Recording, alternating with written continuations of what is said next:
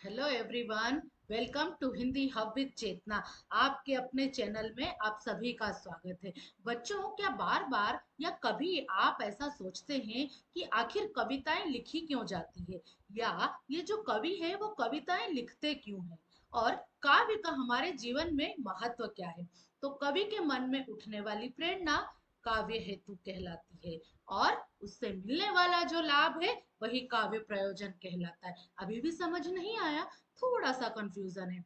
तो काव्य केवल मनोरंजन नहीं करता, बल्कि शिक्षा, प्रेरणा और संवेदनाएं भी देता है। तो आज हम बात करेंगे उस विषय की जो साहित्य की आत्मा माना जाता है। अब तो आप समझ ही गए होंगे कि मेरा अगला टॉपिक क्या है। बिल्कुल सही जाना आपने। तो आज का जो हमारा टॉपिक है वो है काव्य हेतु और काव्य प्रयोजन। तो चलिए जल्दी से शुरू करते हैं काव्य हेतु और काव्य प्रयोजन के बारे में, और जानते हैं कि ये कहलाते क्या है। तो पहला जो हमारा प्रश्न बनता है वो ये है कि भावों से जो जन्म लेता है वह काव्य, और समाज को जो दिशा दे वही उसका प्रयोजन होता है। तो काव्य हेतु होता क्या है? जिस कारण या प्रेरणा से कवि काव्य की रचना करता है उसे काव्य हेतु कहते हैं। मीन्स जिस भी कारण से कवि जो है काव्य की रचना करता है, काव्य लिखता है, वह काव्य हेतु कहलाता है। अर्थात कवि के मन में जो भाव, अनुभव या प्रेरणा उत्पन्न होती है वही काव्य रचना का कारण बनती है। काव्य हेतु के मुख्य तत्व: प्रतिभा, कल्पना शक्ति, भावुकता, अभ्यास और अध्ययन।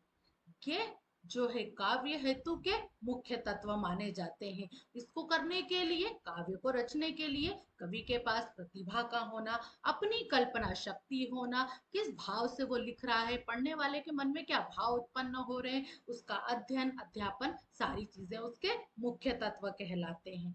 जैसे कि हम जानते हैं एक उदाहरण, तुलसीदास जी ने भगवान राम के प्रति भक्ति भावना से प्रेरित होकर रामचरितमानस की रचना की।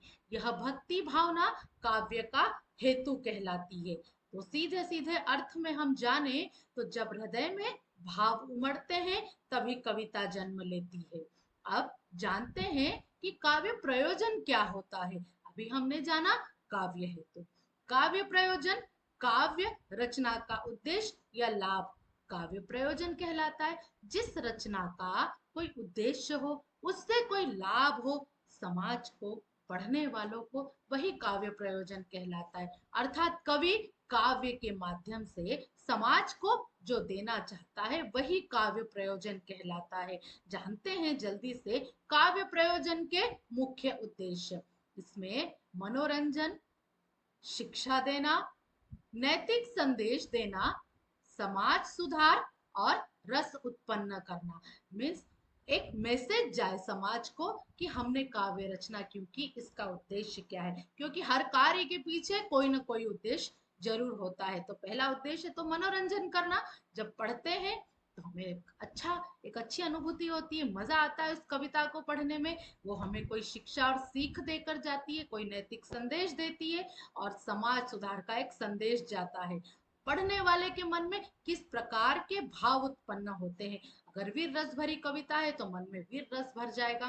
अगर थोड़ा सा उसमें कहीं दुख हो रहा है तो वैसे भाव हमारे मन में उमड़ने लग जाते हैं। तो यही रस कहलाते हैं। उदाहरण से जानते हैं मैथिली शरण गुप्त की कविताएं लोगों में देशभक्ति और जागरूकता उत्पन्न करती है। ऐसी जो रचना हो, जो जिस प्रकार से जो रचना है, वो पढ़ने वाले के मन में जो भाव उमड़ रहे हैं वही काव्य प्रयोजन कहलाते हैं। यहाँ काव्य का प्रयोजन जन जागरण करना है।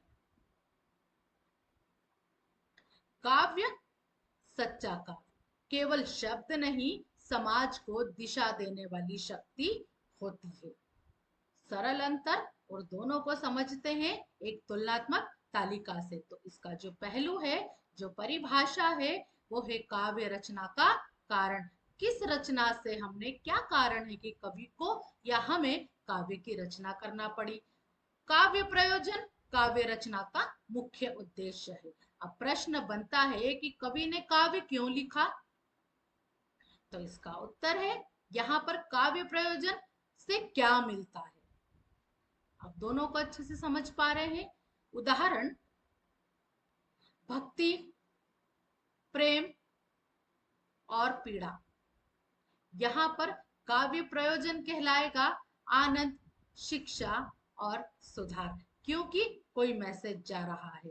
तो मुझे ऐसा लगता है कि इतना आपको अच्छे से समझ में आया होगा, क्योंकि एक छोटी सी हमने तालिका के माध्यम से इसको समझा है। तो भावों से जन्म लेता है काव्य, और जो समाज को दिशा देता है वही उसका प्रयोजन होता है। ऐसी उम्मीद करती हूँ कि आपको अच्छे से समझ में आया होगा। बच्चों, मैं आपसे बहुत दिनों से एक बात कहना चाह रही थी। हालांकि मैं कभी अपने चैनल पर कहती नहीं हूँ कि आप लाइक करें, सब्सक्राइब करें, कमेंट्स करें, लेकिन बार बार मैं एक ही चीज कहती हूँ कि अगर आप मुझसे पढ़ना चाहते हैं, अगर आपको कोई चीज अच्छी लगती है, कोई कंटेंट समझ में नहीं आता हो, तो आप मुझे कमेंट्स कर सकते हैं। ठीक है, मैं कोशिश करूंगी कि आपके सभी सवालों का जवाब दे सकूं। तो बने रहिए मेरे साथ आपके अपने चैनल हिंदी हब विद चेतना में, और मिलते हैं हमारे अगले टॉपिक पर। तब तक के लिए बाय बाय।